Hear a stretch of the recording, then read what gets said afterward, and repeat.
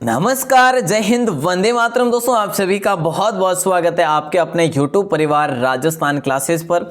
आइए दोस्तों, आज अपन सुपर फास्ट बात करेंगे।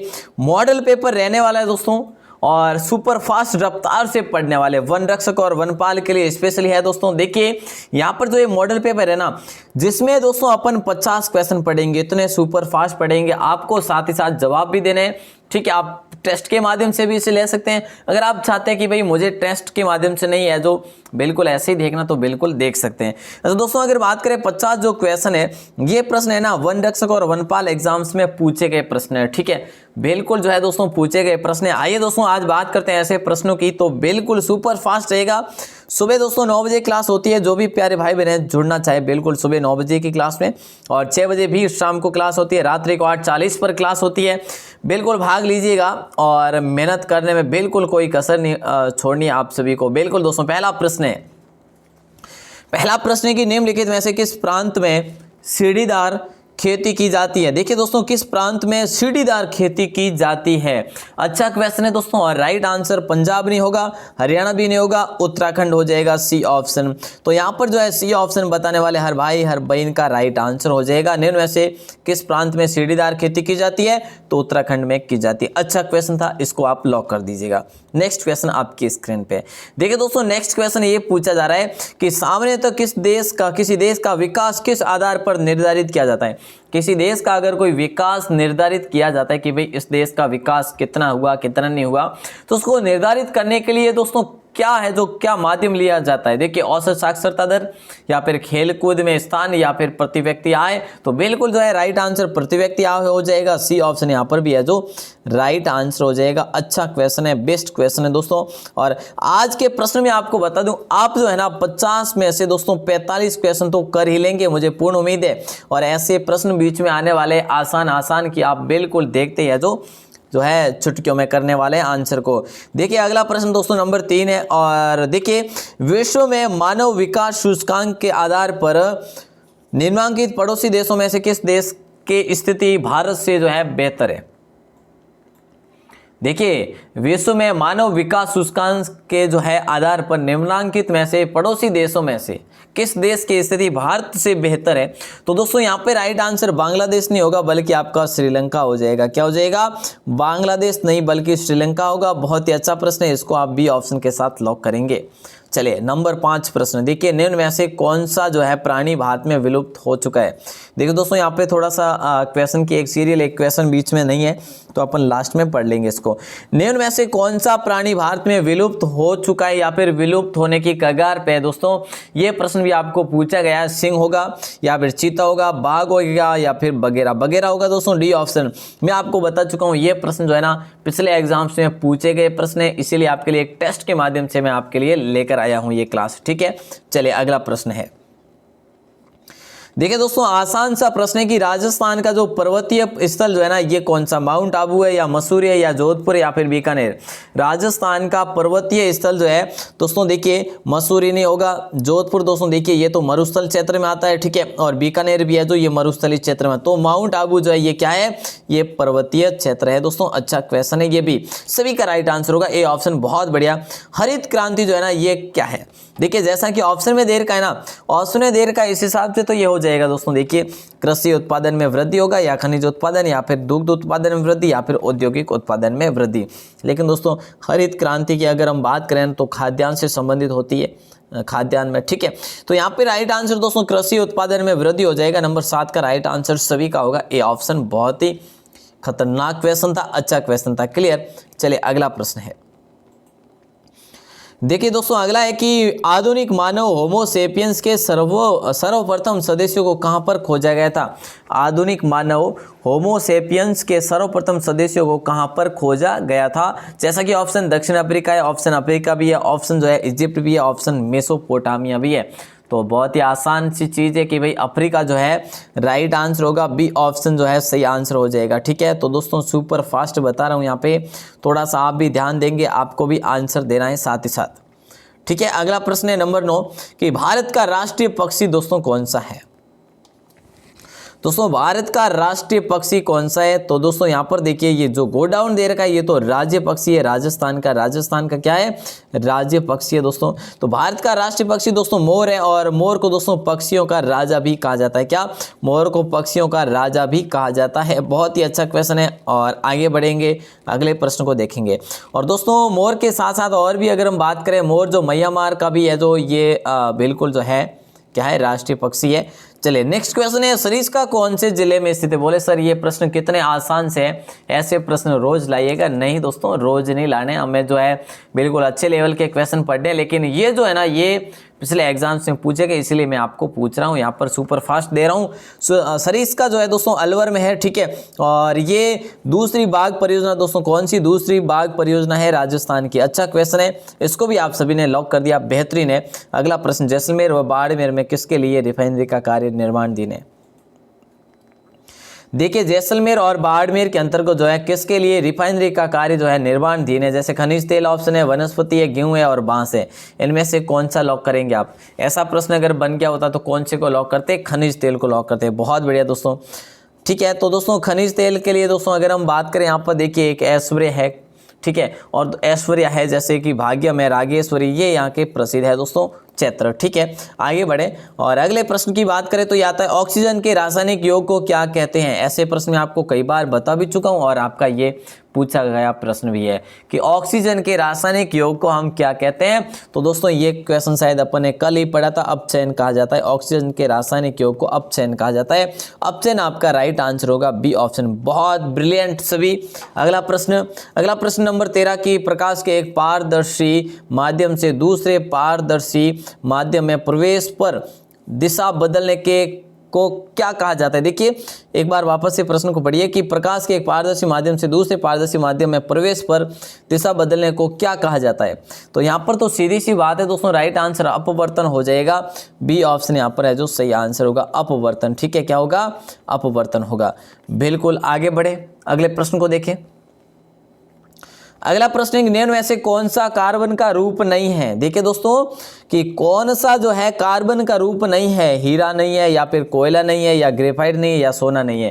कार्बन का रूप नहीं है तो दोस्तों कार्बन का रूप सोना नहीं है, बाकी सभी है, ठीक है। तो सोना जो है, गोल्ड जो है, ये कार्बन का रूप नहीं है। बिल्कुल अच्छा क्वेश्चन है। आगे बढ़े, आइए अगला प्रश्न है कि निम्न में से कौन सा उद्योग चूना पत्थर को कच्चे माल के रूप में प्रयुक्त करता है?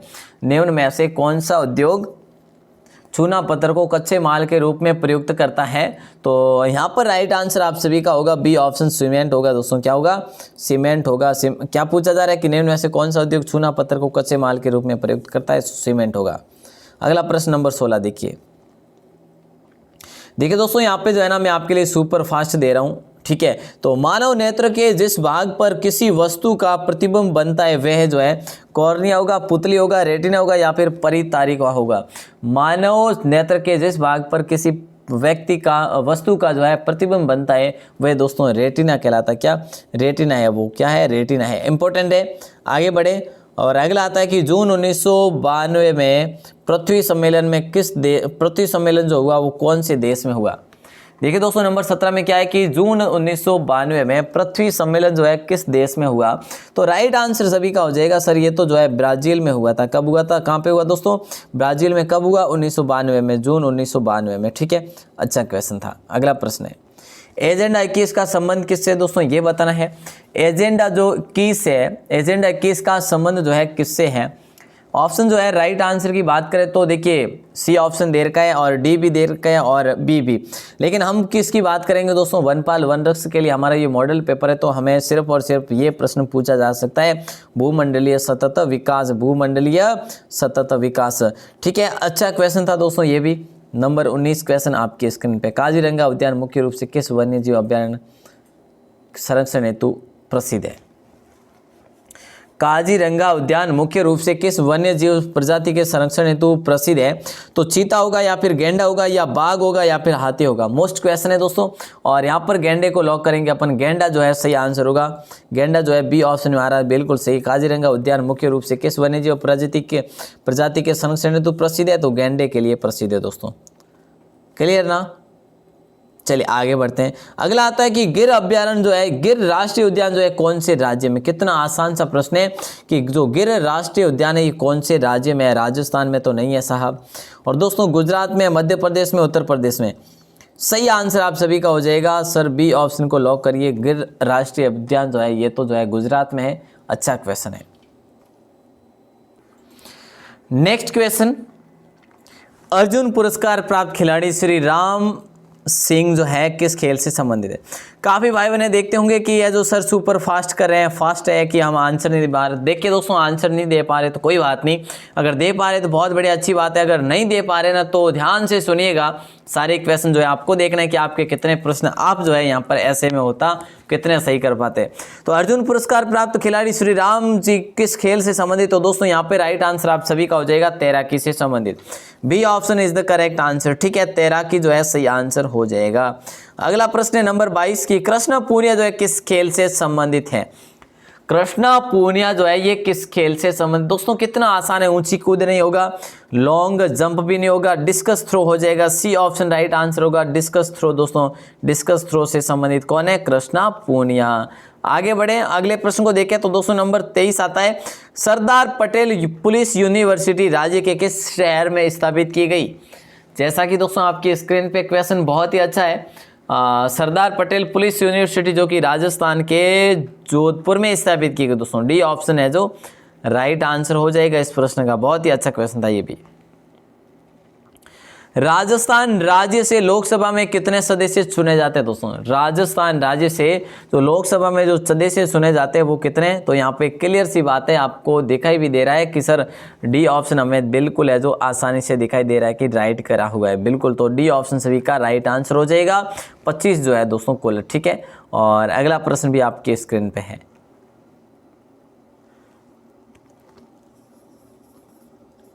निम्न में से कौन सा पद वायुसेना से संबंधित नहीं है। जैसा कि निम्न में से कौन सा पद जो है वायुसेना से संबंधित नहीं है। दोस्तों देखिए एयर कमांडर है वायुसेना से संबंधित, ग्रुप कैप्टन भी है दोस्तों, और विंग कमांडर भी है। तो ब्रिगेडियर जो है दोस्तों इससे संबंधित नहीं है। अच्छा क्वेश्चन है दोस्तों, इसको भी आप अच्छे से ध्यान रखेंगे। ये है ना, ये जनरली बातें हैं, बहुत ही आसान है। तो रबी फसल जो है बोने का सही समय जो है वो क्या है। देखिए दोस्तों रबी फसल बोने का सही समय की बात करें तो अक्टूबर नवंबर है। क्या है, अक्टूबर नवंबर जो है हो जाएगा राइट आंसर ए ऑप्शन। चलिए आगे बढ़े, अगले प्रश्न की बात करें कि निम्न में से जो है कौन सी फसल खरीफ की फसल है। देखिए दोस्तों इनमें से कौन सी फसल जो है खरीफ की फसल है। जल्दी आंसर बताइएगा, बताइएगा। देखिए जौ होगा या फिर मटर होगा या मूंगफली होगा या फिर सरसों होगा। तो आज की क्लास दोस्तों आपको सुपर फास्ट ही पढ़नी होगी। मूंगफली हो जाएगा राइट आंसर। ठीक है, क्या हो जाएगा, मूंगफली राइट आंसर। सी ऑप्शन बिल्कुल सही आंसर हो जाएगा। अगला प्रश्न है नंबर 28, और 28 में क्या पूछा जा रहा है ध्यान देंगे। 28 में ये है कि भारत की सबसे महत्वपूर्ण खाद्यान्न फसल जो है वो है, भारत की सबसे महत्वपूर्ण खाद्यान्न फसल जो है चावल, गेहूं, बाजरा या फिर मक्का। तो दोस्तों यहाँ पर तो सीधी सी बात है कि राज्य की सबसे महत्वपूर्ण खाद्यान्न जो है वो चावल है। ठीक है ना, इंपॉर्टेंट क्वेश्चन है दोस्तों, ध्यान रखेंगे। तो एक बार वापस से देख लीजिएगा, भारत की सबसे महत्वपूर्ण खाद्यान्न फसल दोस्तों कौन सी है। जैसा कि चावल ऑप्शन है, गेहूं भी ऑप्शन है, बाजरा भी ऑप्शन है, मक्का भी है। तो सही आंसर आपका हो जाएगा चावल। दोस्तों ये जो कि है जो क्या है, ये भारत की महत्वपूर्ण खाद्यान्न फसल है।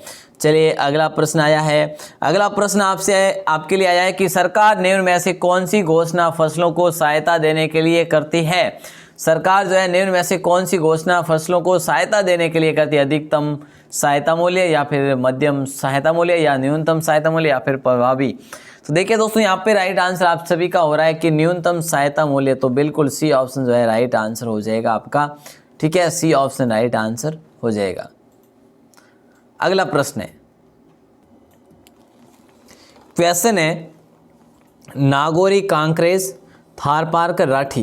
देखिए दोस्तों आपको याद आ रहा होगा, थारपारकर और राठू की बात करें तो ये जो किस पशु की नस्ल है, भैंस की नहीं होगा, बकरी भी नहीं होगा, गाय हो जाएगा। सी ऑप्शन जो है राइट आंसर हो जाएगा। ठीक है, बहुत ही अच्छा क्वेश्चन है ये भी, इसको भी आप लॉक करेंगे। नागौरी, कांकरेज, थारपारकर और है जो राठी बिल्कुल। चलिए अगला प्रश्न है,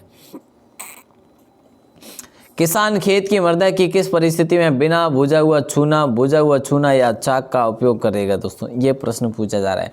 तो मृदा अधिक अम्लीय होने की स्थिति में, या मृदा अधिक क्षारीय होने की स्थिति में, या फिर मृदा कम अम्लीय होने की स्थिति में, या फिर निम्न में से कोई नहीं होगा।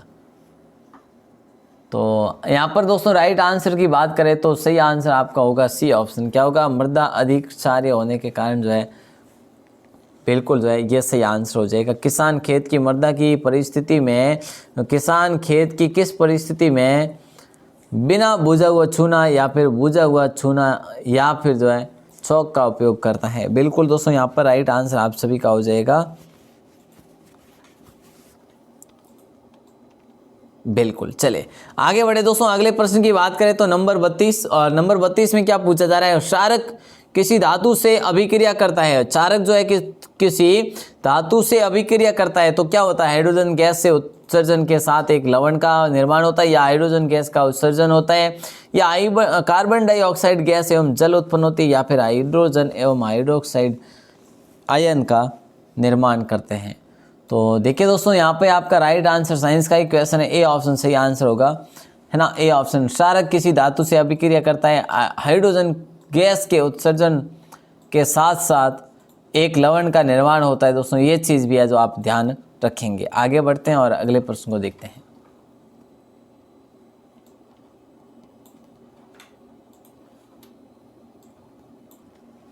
कि अपच का उपचार करने के लिए निम्न में से किस औषधि का प्रयोग लिया जाता है।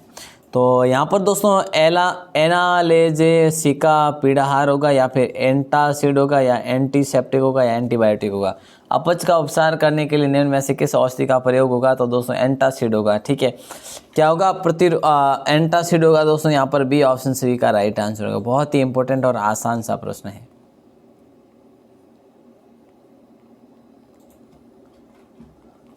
खाद्य पदार्थ के डिब्बों पर जिंक के बजाय टिन का लेप होता है, क्योंकि देखिए दोस्तों खाद्य पदार्थ के डिब्बों पर जिंक के बजाय टिन का लेप होता है। क्यों, क्योंकि यहाँ पर देखिए टिन की परीक्षा जो है जिंक अधिक अभिक्रियाशील होता है, या फिर जो है टिन की अपेक्षा जिंक कम अभिक्रिया करता है, या फिर टिन की अपेक्षा जिंक कागलनांक अधिक, या फिर जो है टिन की अपेक्षा जिंक महंगा।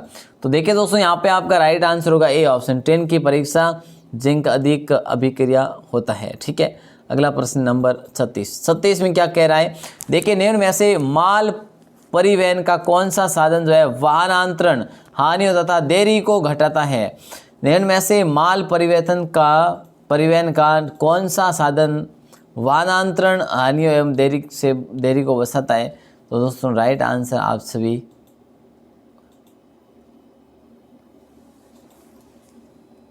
जी, देखिए निम्न में से माल परिवहन का कौन सा साधन वाहनांतरण हानियों तथा देरी को घटाता, तो राइट आंसर पाइपलाइन होगा दोस्तों। क्या होगा, पाइपलाइन हो जाएगा। बहुत ही अच्छा क्वेश्चन है, इसको भी लॉक करेंगे दोस्तों। देखिए यहाँ पर प्रश्न मैं आपको पूछ रहा हूँ जो सारे के सारे बने हुए प्रश्न इसीलिए लेकर आया हूँ।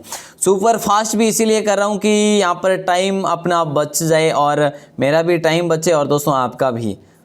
आप दोस्तों यहाँ पर जितना आपका यहाँ पर टाइम ख़राब करूँ, इससे अच्छा क्या है कि आप और भी क्लास देख सकते हैं। और भी मैंने बहुत सारी क्लासेज अपलोड कर रखी है ना। तो देखिए इनमें से कौन सा परिवहन साधन भारत का प्रमुख साधन है।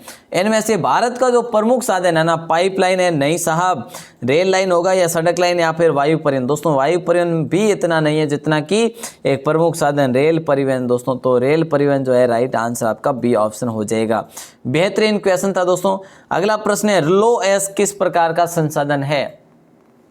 लो अयस्क जो है ये किस प्रकार का संशोधन है। देखिए दोस्तों यहाँ संसाधन है, देखिए नवीनीकरण योग्य है, जैव भी है और प्रवाह भी है और अनवीनीकरण योग्य भी है। तो देखिए दोस्तों लो अयस्क किस प्रकार का संसाधन है, अनवीनीकरण योग्य है यहाँ पे। ठीक है, ये किस प्रकार का है, अनवीनीकरण योग्य प्रकार का है दोस्तों। डी ऑप्शन बी का राइट आंसर होगा। नेक्स्ट क्वेश्चन आपकी स्क्रीन पे, राजस्थान की सर्वाधिक लंबी सीमा किस राज्य से मिलती है। बोले सर इस प्रश्न का आंसर तो आप क्या बोले क्या बताएं ना।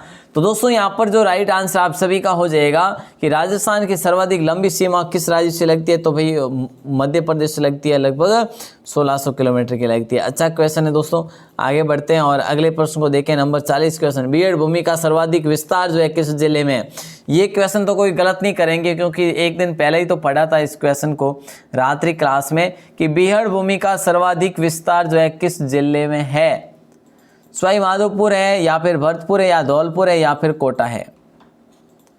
दोस्तों सर्वाधिक पूछा जा रहा है तो राइट आंसर अपन किसको लॉक करेंगे, बहुत ही अच्छा प्रश्न है, और धौलपुर को लॉक करेंगे। बीहड़ भूमि का सर्वाधिक क्षेत्र जो है नागौर भूमि, और दोस्तों यहाँ पर जो है राइट आंसर आप सभी का हो जाएगा नागौर, क्या धौलपुर भूमि होगा दोस्तों, सी ऑप्शन। ठीक है, ये क्वेश्चन मैं आपको कल भी बता चुका हूँ। ठीक है, तो धौलपुर को लॉक करेंगे सभी। ठीक है ना, अच्छा क्वेश्चन है। बीहड़ भूमि दोस्तों ये चंबल बेसिन में है बीहड़ भूमि। ठीक है, और चंबल में दोस्तों बीहड़ और कंदराई जो है ये भी अधिकतर है, तो आपको ये मैं कल चीज़ें बता चुका हूँ। अच्छा क्वेश्चन है, ठीक है ना। अगला प्रश्न दोस्तों आपकी स्क्रीन पे दे रहा हूँ, राजस्थान के कितने जिलों को राष्ट्रीय कृषि आयोग ने मरुस्थलीय जिले कहा है।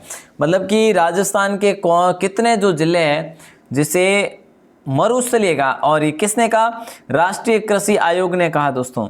10 जिलों को, 12 जिलों को, 9 जिलों को या 16 जिलों को। तो दोस्तों सिंपल सी बात है भाई, 12 जिलों को तो कह ही सकते हैं, बिल्कुल 12 जो जिले है ये मरुस्थलीय प्रदेश के अंतर्गत आता है। चलिए अगला प्रश्न देखेंगे दोस्तों, 42 नंबर, सांबर झील का निर्माता जो था वो कौन था।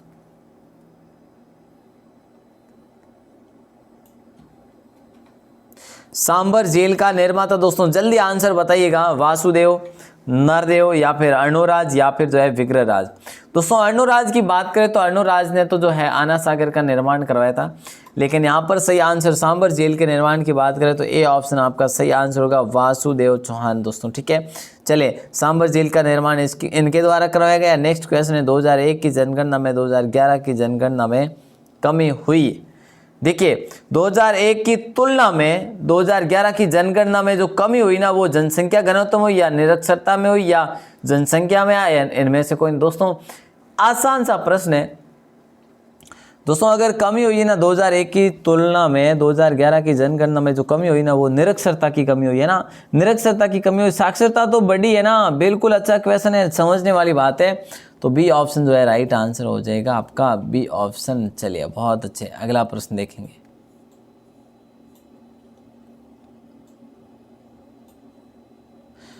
कर्तन दहन प्रणाली कृषि को, देखिए दोस्तों ध्यान देंगे कि कर्तन दहन प्रणाली कृषि को देश में विभिन्न नामों से जाना जाता है। झूम नाम प्रचलित है, कहाँ पे प्रचलित है दोस्तों, झूम नाम। ये झूम नाम जो है ना, झूम खेती कह लो, ठीक है, झूम कृषि कह लो, तो ये राजस्थान, मध्य प्रदेश में या असम और मेघालय, मिजोरम में, या फिर जो है दोस्तों केरल और तमिलनाडु में, या फिर आंध्र प्रदेश और तमिलनाडु में। कर्तन दहन प्रणाली कृषि को देश में विभिन्न नामों से जाना जाता है। तो दोस्तों लॉक करेंगे आप डी ऑप्शन को। ठीक है, क्या करेंगे, डी ऑप्शन को, मोस्ट इंपोर्टेंट क्वेश्चन है,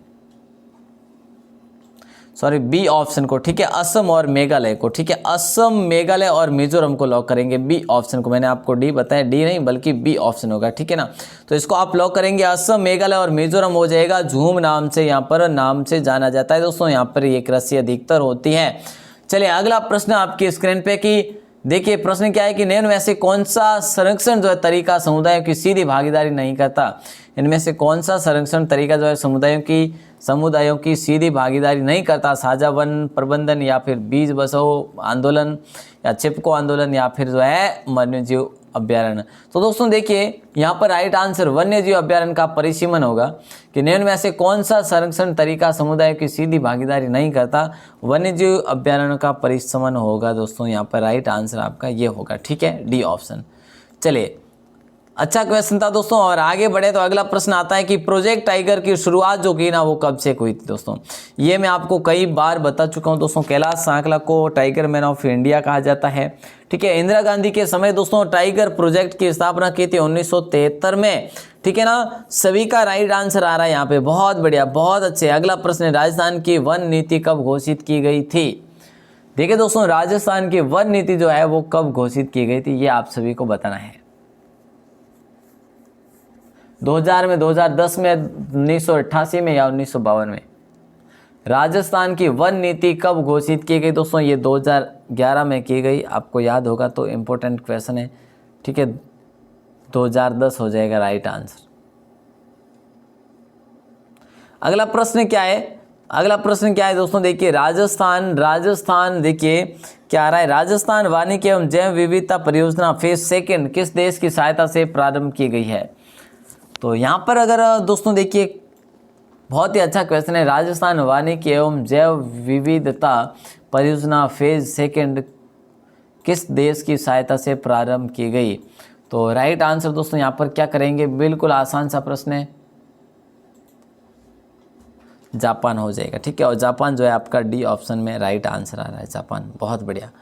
अगला प्रश्न है देखिए, शुष्क वन अनुसंधान संस्थान कहाँ पर है, बोले सर ये जाफरी और आफरी ये कहाँ पर है। तो दोस्तों बहुत ही आसान सा प्रश्न है, जोधपुर में, ये कहाँ पर है, जोधपुर में दोस्तों। शुष्क अनुसंधान संस्थान कहाँ पर है दोस्तों, जी जोधपुर में है। और जोधपुर में है तो दोस्तों यहाँ पर ए ऑप्शन दे रखा है, ठीक है, क्लियर, अच्छी बात है। अगला क्वेश्चन देखेंगे दोस्तों, नंबर लास्ट क्वेश्चन।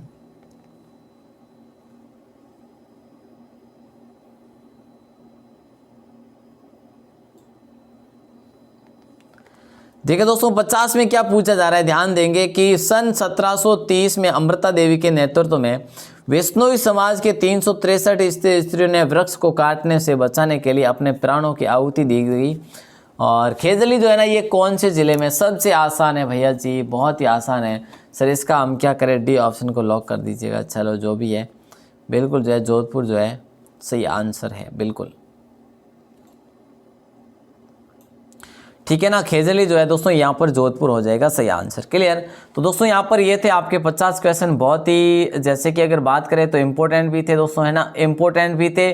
और काफ़ी भाई बहनों के लिए जो सुपर फास्ट रही ना क्लास दोस्तों, सुपर फास्ट। तो उम्मीद करूँगा दोस्तों आपके कम समय में 50 क्वेश्चन क्लियर हुए, सुपर फास्ट मतलब कि अपने 25 मिनट हुए। और दोस्तों आप सभी का बहुत बहुत आभार रहेगा, बहुत बहुत धन्यवाद। अगर आप व्हाट्सएप ग्रुप में ज्वाइन नहीं है राजस्थान क्लासेस के, तो व्हाट्सएप ग्रुप में ज़रूर ज्वाइन करिएगा, ठीक है। और दोस्तों अगर टेलीग्राम को ज्वाइन नहीं किया, टेलीग्राम को भी ज्वाइन कर लीजिएगा, डिस्क्रिप्शन में लिंक दे रखा है। और आप सभी का बहुत बहुत आभार, बहुत बहुत धन्यवाद, प्रेम पूर्वक आभार दोस्तों। इसी प्रकार अपना विश्वास और स्नेह जो बनाए रखे, आप सभी का मोस्टली वेलकम, धन्यवाद। और दोस्तों हाँ, अपना स्कोर ज़रूर बताना है आपको, अपना स्कोर बताना है दोस्तों। बाहर आके कमेंट सेक्शन में, है ना, बाहर कमेंट में अपना स्कोर देखना है दोस्तों, बताना है। और मैं बता दूं यहाँ पर आज की क्लास आपको कैसे लगी, इसके बारे में भी दोस्तों आप सुपर फास्ट के बारे में क्या कहना चाहेंगे, 2 शब्द कहना चाहो वो ज़रूर से ज़रूर कर लेना। बहुत बहुत धन्यवाद, बहुत बहुत आभार।